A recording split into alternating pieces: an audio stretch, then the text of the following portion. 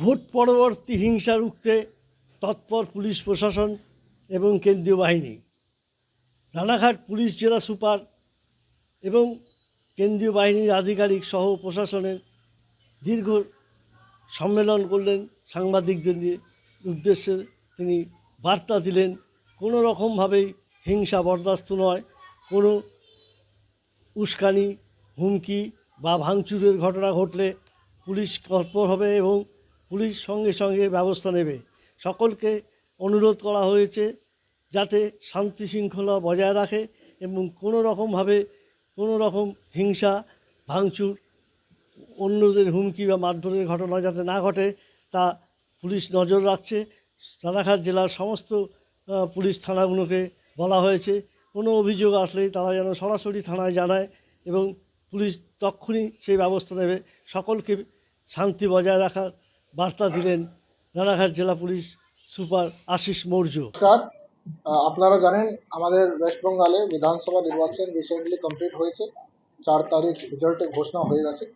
তারপর থেকে কিন্তু এলাকার মধ্যে অনেক জায়গায় আমরা ভায়োলেন্স, আর্সেনিং আর থ্রেটনিংয়ের কমপ্লেন পাচ্ছি, যেখানে অনেক লোকজন in the mode of celebration অনেক জিনিসটা যারা নিজের ক্ষমতাতে নেই বলে পলিটিক্যাল পার্টি ওয়াইজ কিছু কিছু জায়গায় ওরা হেনস্থা করছে, ওদের বাড়িতে ভাঙচুর করার চেষ্টা করছে, থ্রেটনিং দিচ্ছে, বাড়ি ভাঙচুর করার চেষ্টা করছে, থ্রেটনিং দিচ্ছে। তো এইসব ঘটনার জন্য আমরা আজকে প্রেস কনফারেন্স রেখেছি। আপনাদের মারফতে আমি অল যারা আমাদের রানাঘাট জেলা পুলিশের যারা প্রত্যেকবাসী আছে, ওদেরকে আমি একটা জিনিস বলতে চাইছি কি এখন অবধি আমাদের এলাকা বা আমাদের পুরো ওয়েস্ট বেঙ্গলে এখন অবধি ইলেকশন কমিশনের আন্ডারে আছে। যেরকম ইলেকশন কমিশনার আসার পর থেকে এনশোর করেছে কি পোলের আগে, পোলের দিন আর পোলের পরে কোনো ভায়োলেন্স হবে না, তাই জন্য আমরা প্রস্তুত আছি।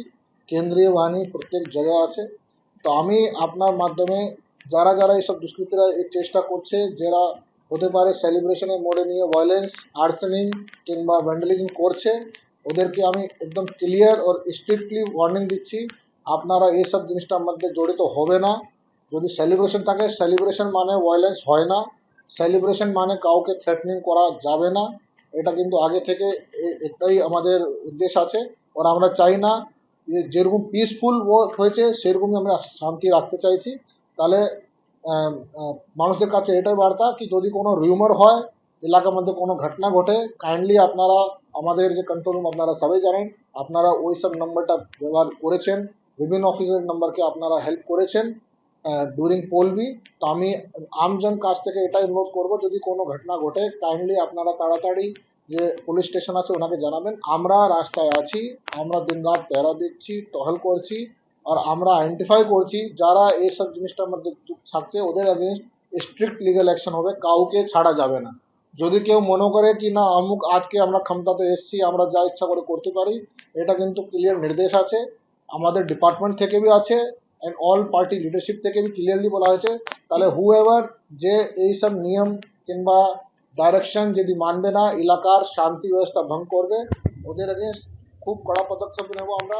আর আমরা ওদেরকে আইনগত অ্যারেস্ট করে প্রপারলি আমরা অ্যাকশন নেব, এটা আমার বলার আছে। তো সবাই যারা আছে এলাকাতে প্লিজ শান্তি ব্যবস্থা বজায় রাখুক, কোনোরকম কোনো ভায়োলেন্সে জড়িত হবে না, ভায়োলেন্সে পা দেবে না, কাউকে থ্রেটনিং করা যাবে না। এটা ডেমোক্রেসি में सभी मुझे अधिकार আছে। Do not infringe or do not violate anybody's right.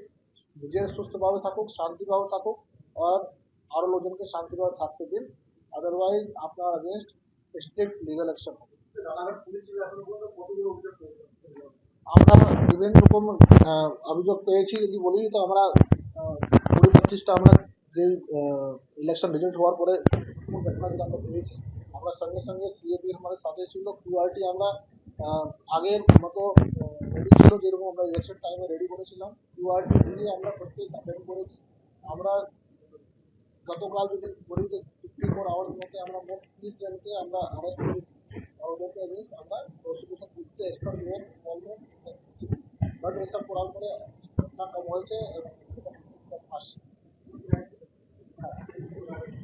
এটা পোস্ট করলে আমরা কোনো কমপ্লেন পাইনি, কিন্তু ঘটনা ঘটেছে, কোথায় পতাকা লাগিয়েছে, কোথায় ভাঙচুর হওয়ার চেষ্টা করেছে, লোকাল পার্টি থ্রেটনিং হয়েছে,